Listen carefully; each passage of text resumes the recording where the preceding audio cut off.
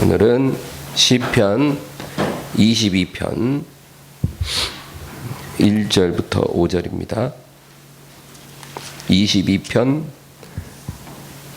1절에서 5절 다 같이 합독합니다. 내 하나님이여 내 하나님이여 어찌 나를 버리셨나이까? 어찌 나를 멀리하여 돕지 아니하시오며 내 신음소리를 듣지 아니하시나이까? 내 하나님이여 내가 낮에도 부르짖고 밤에도 잠잠하지 아니하오나 응답하지 아니하시나이다. 이스라엘의 찬송 중에 계시는 주여 주는 거룩하시니이다. 우리 조상들이 주께 의뢰하고 의뢰하였으므로 그들을 건지셨나이다. 그들이 주께 부르짖어 구원을 얻고 주께 의뢰하여 수치를 당하지 아니하였나이다. 아멘. 할렐루야. 저는 매일 아침 이제 성전에 나와 기도를 하는데요. 제가 기도할 때마다 하나님 앞에 자주 묻는 게 있습니다. 왜 창조주가 피조물과 사랑을 나누려 하십니까? 저는 정말 그 질문이 정말 여러 번 하나님을 향해서 올려졌어요. 정말로 궁금해서 제가 알고 싶어서 하나님께 질문했어요. 오늘 아침에도 그 질문을 했어요. 왜 창조주께서 피조물과 사랑을 나누려 하십니까? 이해를 못하겠어요. 그럴 필요가 있나요? 말씀으로 천지 만물을 창조하신 하나님께서 왜 나 같은 사람과 왜 우리 같은 이들과 사랑을 나누기를 원하십니까? 하나님이 뭐가 아쉬우신가요? 왜 우리 마음을 얻지 못해서 하나님 그렇게 노심초사 기다려 주시고 우리를 얻기 위해 아들까지 희생을 시켜야만 했습니까? 정말 그 하나님 마음을 제가 깨달을 수 있었으면 좋겠습니다. 근데 아직도 그 깊이를 제가 알 수가 없어요. 제가 그거를 알면 설교도 더 은혜롭게 할 텐데 그게 제 한계더라고요. 왜 하나님이 사람이 되셔야 했는지, 그리고 왜 죽으셔야 했는지 그 이유를 알지만 하나님의 마음을 이해할 수가 없는 거예요. 여러분 길을 가다가 이제 노숙자가 이렇게 있어요. 근데 너무 이제 불쌍해 보이죠. 그러면 우리가 그 노숙자에게 돈을 좀 줄 수 있죠. 그죠? 불쌍하니까. 따뜻한 밥 사 먹으라고. 그렇게는 해줄 수 있지만 그 노숙자를 집에 데리고 와서 씻겨주고 옷 갈아입혀주고 내 침대에서 재워주고 그리고 뭐 하루 이틀도 아니고 기약 없이 그 노숙자를 집에 그냥 머물게 하는 거예요. 그러면 그런 사람 이해가 되세요? 노숙자가 불쌍한 건 알겠는데 그냥 조금 물질로 도와주면 되지 뭐 집에까지 데려와서 가족처럼 그렇게 계속 동거할 필요가 있냐. 이해 안 되잖아요. 누가 그렇게 행동을 했다면. 그거보다 더 이해가 안 되는 게 하나님이 사람이 되셨고 사람으로 오신 하나님이 우리를 위해 죽으셨다는 거예요. 그건 더 이해가 안 돼요. 여러분 십자가는 하나님이 죄를 얼마나 미워하시는지 우리에게 보여주는 거예요. 그리고 그 죄인들을 하나님이 얼마나 사랑하시는지 그거를 보여주는 거예요. 하나님의 분노도 보여주고 하나님의 긍휼도 보여주는 게 십자가예요.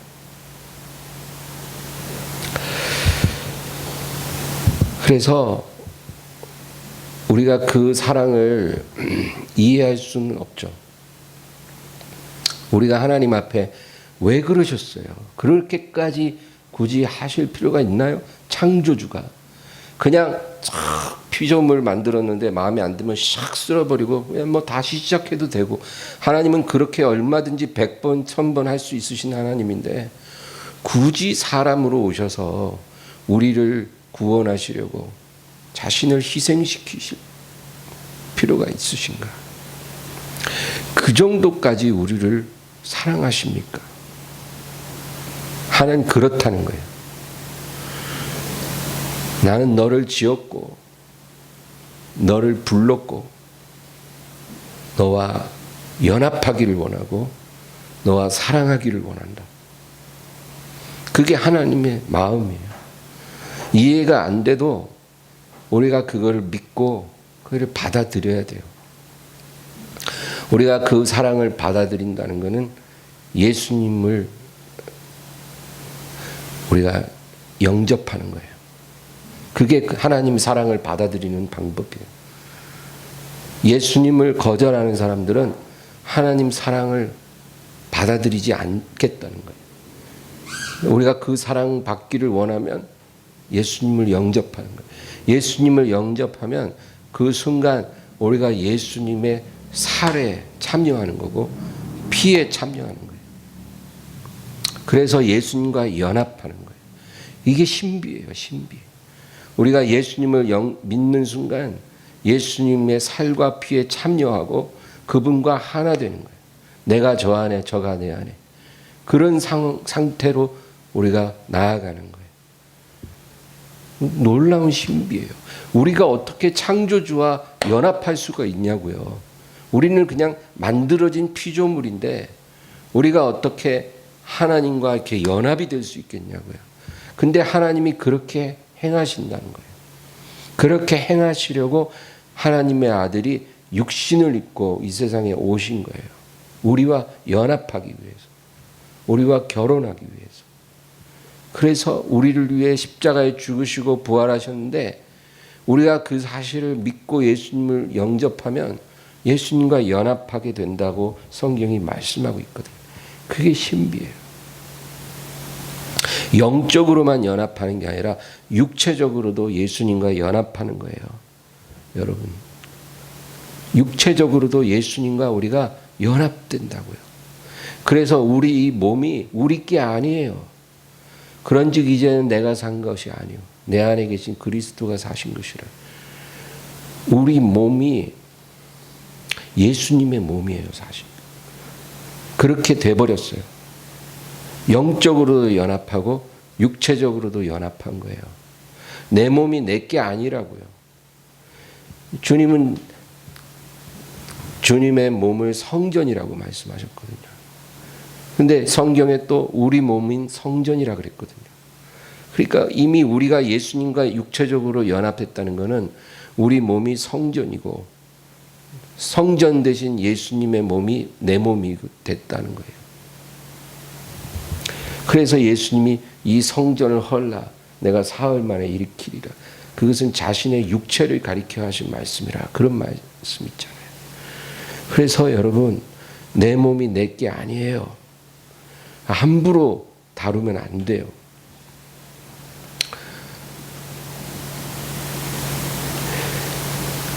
우리가 우리 몸에 죄를 짓잖아요. 우리 몸을 더럽히는 그런 어떤 죄를 범하면 내 몸도 내가 더럽히는 게 아니라 예수님 몸을 더럽히는 거예요. 그러니 그 죄가 얼마나 큰 죄냐고요. 우리가 그런 죄를 자주 지으면서도 죽지 않는 것은 긍휼하심 아래 있기 때문에 죽지 않는 거예요. 만약에 우리가 그 긍휼을 거부하면 우리가 받을 형벌이 얼마나 크겠냐고요. 그러니까 여러분, 지금 예수님 믿어라 해도 안 믿는 저 사람들은 정말로 불행한 사람들이에요. 자기들이 어떤 운명이 될 줄을 모르니까 저러는 거예요. 그러나 우리는 하나님의 긍휼을 입었기 때문에 그 죄 가운데 살아가면서도 씻음을 받고 덮으심을 받고 우리가 살 수가 있는 것입니다. 그래서 어쨌든 긍휼을 받았다 하더라도 우리가 진리를 알았으면 진리를 받은 자답게 살아야 되는 거예요. 우리의 몸도 영혼도 내 것이 아니라 주님 것이기 때문에 귀하게 여겨야 되는 것입니다.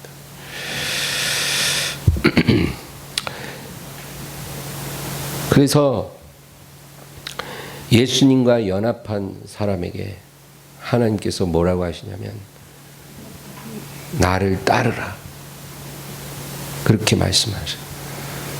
연합하고 끝난 게 아니에요.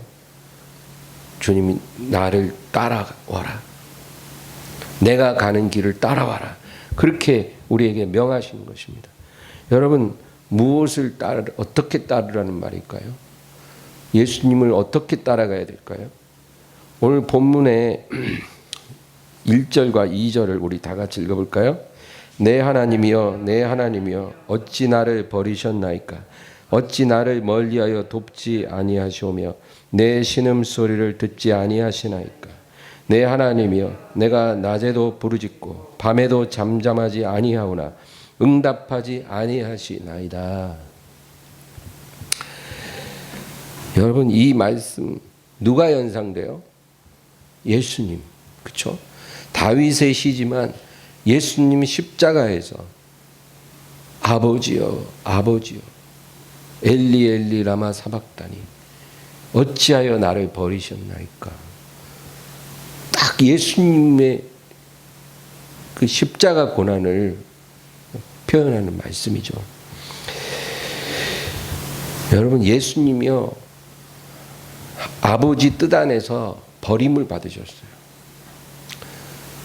하나님 뜻 안에서 예수님은 철저히 버림을 받으셨기 때문에 어찌하여 나를 버리셨나이까 그렇게 부르짖으셨어요.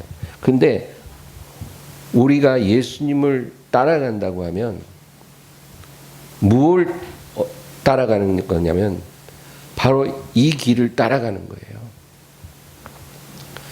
우리도 예수님이 겪으신 것처럼 하나님의 뜻 안에서 마치 우리가 하나님께 버림받은 것처럼 느낄 때가 올 것이라는 거예요. 버림받은 게 아니라 마치 버림받은 것처럼 느껴질 그런 시간이 우리에게 온다는 거예요. 우리가 주님 뒤를 따라가면 반드시 그런 시간도 우리가 만나게 될 거라는 거예요. 그러나 하나님이 우리를 버리신 게 아니라 버리신 것처럼 우리를 외면하실 때가 있는 거죠. 이것을 십자가에 못 박힘이라고 말하는 거예요. 우리도 그러한 시간을 만나게 된다는 거죠. 욥이 고난 가운데 있을 때 하나님께서 욥을 외면하셨잖아요. 근데 욥을 버리신 게 결코 아니거든요. 욥을 시험하시는 거지 욥을 버리신 게 아니에요. 그 시험이 끝날 때까지 하나님은 욥을 외면하실 뿐이죠. 그 시간이 욥에게는 십자가에 죽는 시간이에요. 근데 하나님을 믿고 예수님을 따르는 저와 여러분도 우리 일생 가운데 이런 시간이 있을 거라는 거예요. 이런 시간을 원치 않는다. 그러면 우리가 주님을 온전히 따를 수가 없는 거예요. 예수님이 십자가에서 죽으셨는데 그분을 따르는 우리도 십자가에서 죽을 수 있어야 되는 거잖아요. 근데 그것까지는 못 가요. 그것까지는 제가 감당 못해요. 우리 이런다면 너무나 부끄러운 성도가 되는 거예요. 주님을 따르는데 딱 내가 정한 선까지만 따르겠다는 거예요. 그러고는 그 선 넘어갈 때쯤 되면 딱 뒤돌아서 내 길로 간다면 그게 무슨 주님의 제자겠어요. 여러분 부활이라는 거는 죽은 자에게만 오는 거예요. 안 죽으면 부활이 어디 있어요. 이 2주만 지나면 부활절인데 매년 부활하면서도 정말 우리가 부활의 삶을 경험하지 못할 수 있어요. 계란은 부활절마다 배 터지게 먹으면서 정말 내 신앙의 여정 가운데 한 번도 부활을 경험하지 못한 성도가 된다면 얼마나 우리가 부끄러운 성도예요. 그래서 여러분, 부활을 하려면 예수님이 이끄시는 데까지 가야 돼요. 그래서 마치 하나님께 철저히 버림받은 것처럼 느껴질 그 어두운 시간을 우리도 통과해야 돼요. 주 안에서 승리하기를 주의 이름으로 축원합니다. 그런 시간이 올지라도 두려워하지 마세요. 주님이 붙잡아 주십니다.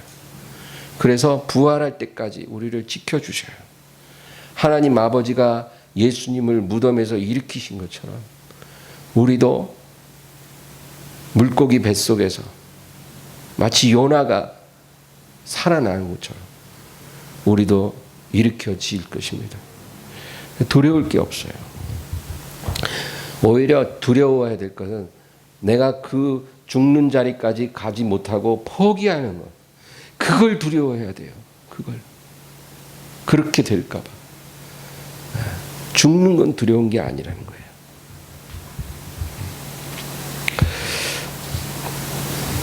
그러면 죽는다는 것은 무엇에 대하여 죽는 것인가? 우리 그냥 이 생명이 끊어지는 그런 죽음도 있을 수 있겠지만 그런 죽음을 말하는 게 아니라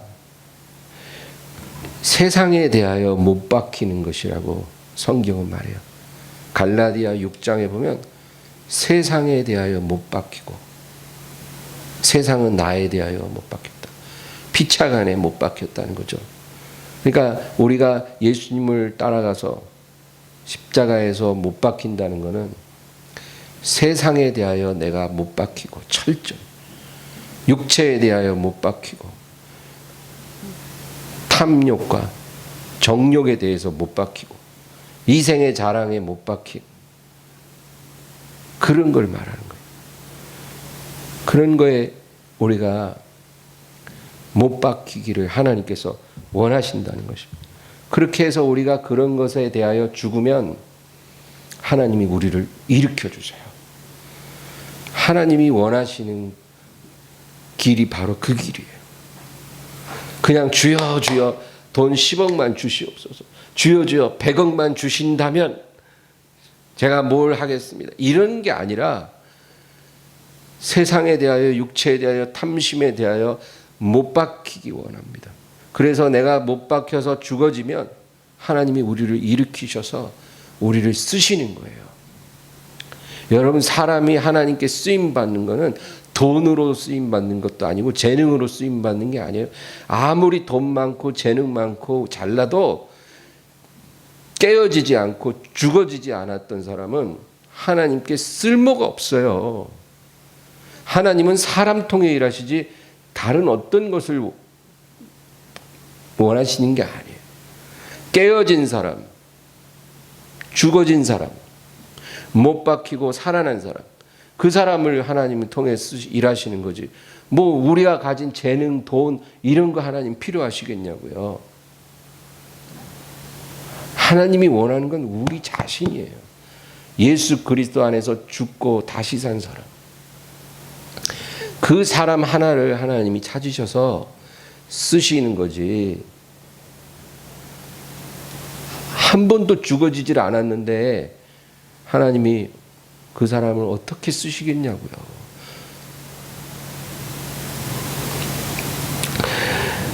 그래서 이 시편 22편에는 십자가에 죽고 다시 사는 그 이야기가 있는 거예요. 그런데 시편 그 다음에 23편이 나오잖아요. 여러분 23편 너무 잘 알죠. 근데 우리가 시편 22편, 23편, 24편이 쭉 이어지는 시라는 것을 잊지 말아야 돼요. 그래서 22편에는 죽는 역사가 있고요. 그리고 그 죽음에서 일으켜져서 목자를 따르는 이야기가 바로 시편 23편이에요. 우리가 예수님을 목자로 따른다는 것은 그냥 아무나 할 수 있는 게 아니고 한번 죽어지고 살아난 사람만이 진정으로 우리 영혼을 지키시고 이끄시는 목자를 따를 수가 있는 거예요. 예수님 누가 몰라요? 교회도 많고 성도도 많아요. 예수 이름 모르는 사람 없어요. 그러나 그런 게 아니라 정말 하나님 뜻 안에서 죽어지고 다시 사는 사람만이, 그 부활을 경험한 사람만이 목자를 진실로 신뢰하고 따를 수가 있는 거예요. 그 예수님과 나의 관계가 목자와 양의 관계로 성립이 되는 거예요. 신뢰 관계예요. 신뢰 관계. 그래서 목자가 가자 하면 목자 음성 듣고 따라가는 거예요. 그 목자가 이끄는 곳이 어딘지는 모르지만 분명한 거는 안전할 거라는 거. 그러니까 따라가는 거예요. 푸른 초장으로 가도 그 눈에 푸른 초장이 보여서가 아니라 목자가 이끄시니까 따라가는 거예요. 시냇물 가도 목자가 이끄시니까 따라가는 거예요. 그런데 항상 그런 게 아니라 어떨 때는 사망의 음침한 골짜기로도 가거든요. 정말 무시무시한 곳으로 막 목자가 양들을 끌고 가요. 그런데 신뢰관계가 안 되면 어제는 푸른 초장인데 오늘은 이게 뭐예요? 오늘은 제가 못 가겠습니다. 이러면은 그게 무슨 목자와 양의 관계예요? 그건 아니잖아요. 지금 수많은 가짜 양들이 사망의 음침한 골짜기 입구에서 다 서성대고 있다니까. 신뢰관계가 없어. 딱 눈에 보이는 곳이 음침하면 안 간다는 거예요. 왜 그러겠냐고요? 죽고 다시 사는 일이 없었으니까 신뢰가 안 되는 거예요. 근데 한 번 하나님 안에서 죽고 다시 살았던 사람들은 내가 죽음에서 일으켜진 것을 분명히 경험했기 때문에 완벽하게 목자를 신뢰하고 사망의 음침한 골짜기든 무슨 흰놈의 골짜기든 어디든 간에 아골 골짜기든 상관없이 목자를 따라갈 수가 있게 되는 거예요. 그래서 그렇게 목자를 신뢰하고 따르는 사람이 고백한 시가 23편이에요. 여호와는 나의 목자시니 내게 부족함이 없으리로다. 3절을 보세요. 23편 3절 다 같이 읽겠습니다. 내 영혼을 소생시키시고 자기 이름을 위하여 의의 길로 인도하시는도다. 죽었던 내 영혼, 완벽하게 버림받았다고 여겨졌던 내 영혼을 다시 소생시켜 주신 주님, 자기 이름을 위하여 의의 길로 인도하시는 주님. 그리고 4절을 뭐라 그래요? 다 같이요. 내가 사망의 음침한 골짜기로 다닐지라도 해를 두려워하지 않을 것은 주께서 나와 함께 하심이라. 주의 지팡이와 막대기가 나를 안위하시나이다. 내가 사망의 음침한 골짜기로 들어갈지라도 당신께서 나의 목자가 되사 나를 안위해 주시나이다. 이런 고백을 하게 되는 거예요, 여러분. 사망의 음침한 골짜기에 들어갔는데 목자가 그 양을 안위해 주신 거예요. 평온하게. 이런 고백이 신뢰관계가 없고 죽었다 다시 사는 역사가 없었던 성도에게서는 못 나오는 고백이에요. 그래서 하나님이 우리에게 이런 풍성한 영적 축복을 주시려고 우리를 죽음의 길로 이끄시고 못 박히는 일까지 허락하시는 거예요. 여러분, 하나님이 죽으라 그러면 그냥 팍 죽어버리기 바랍니다. 죽을 때 죽어야 돼요. 아까 우리가 찬양 부를 때 스바냐 3장 17절 너의 하나님 여호와가 너희 가운데 계시니 그 찬양 불렀잖아요. 근데 그 스바냐 3장 17절에 그가 너를 인하여 기쁨을 이기지 못하시고 너를 잠잠히 사랑하신다, 그렇게 말하는데, 너를 잠잠히 사랑하신다는 말은 원래 이 스바냐서의 원문의 뜻하고 조금 달라요. 원문은 어떻게 되어 있냐면 우리를 잠잠히 사랑하시는 게 아니고 그가 우리를 잠잠케 하신다는 거예요. 그의 사랑으로. 그의 사랑으로. 영어 성경에 보면 He will quiet you in His love 그렇게 돼 있어요. 그러니까 그의 사랑으로 너를 잠잠하게 하시리라.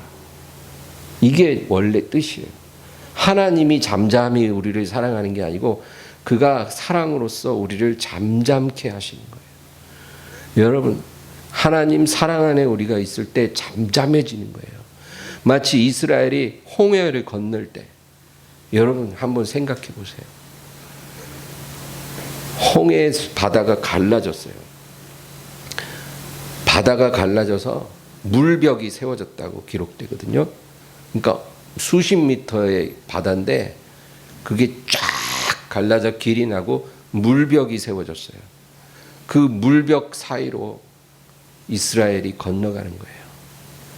뒤에는 바로의 군대가 쫓아오고 있고, 그런 놀라운 상황에서 이스라엘이 어떻게 건넜을 것 같아요? 아무 말도 못해요.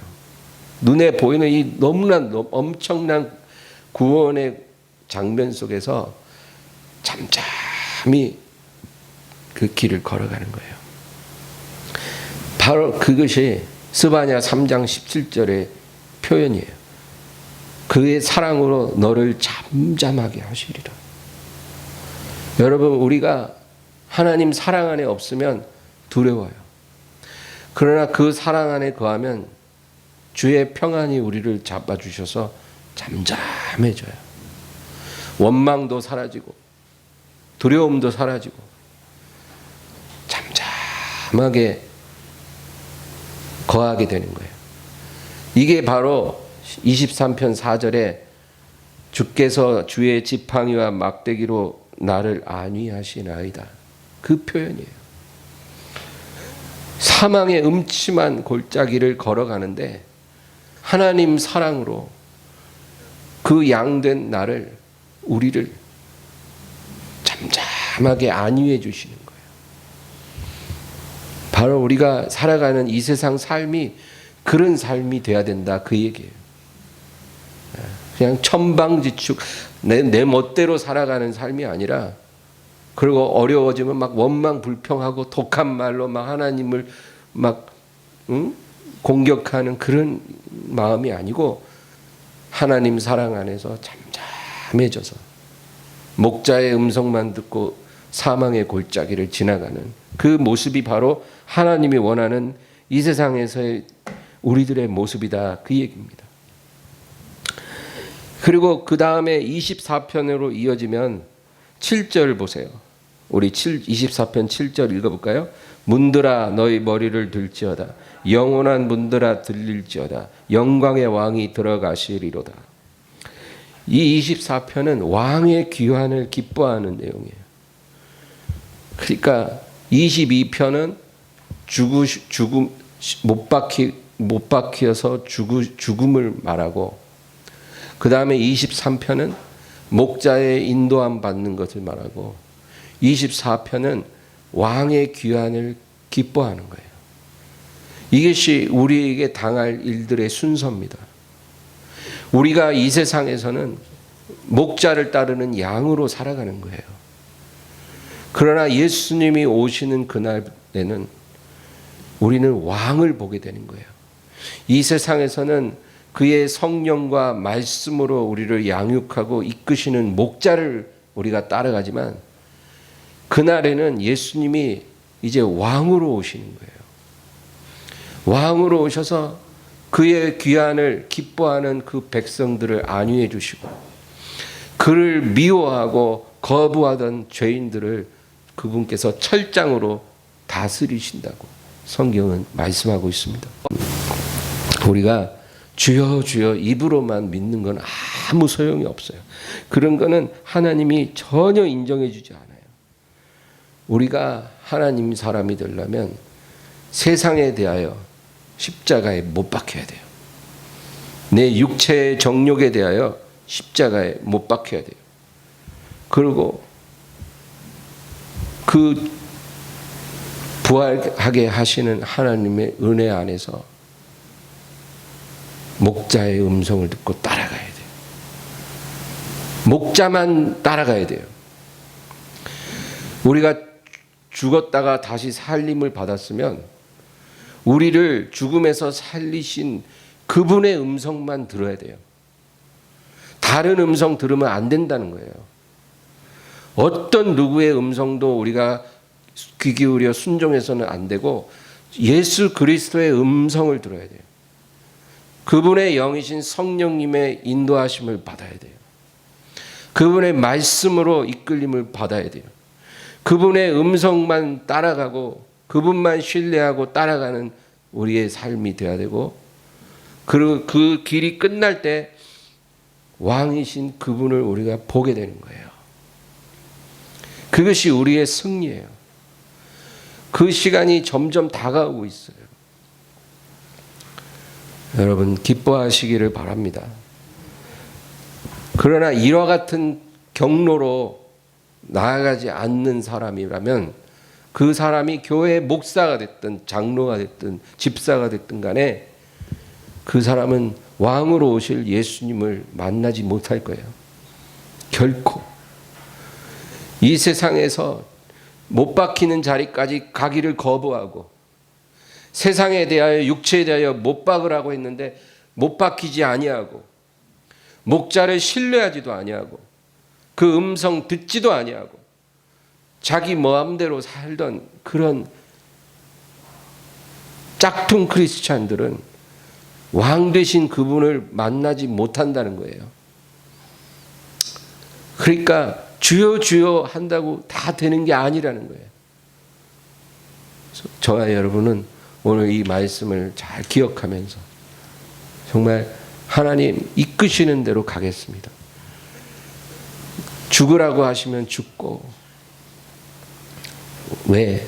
살리실 줄 믿으니까요. 푸른 초장으로 이끄시든 음침한 사망의 골짜기로 이끄시든 목자가 이끄신다면 가겠습니다. 그 마음 갖고 승리하기를 주의 이름으로 축원합니다.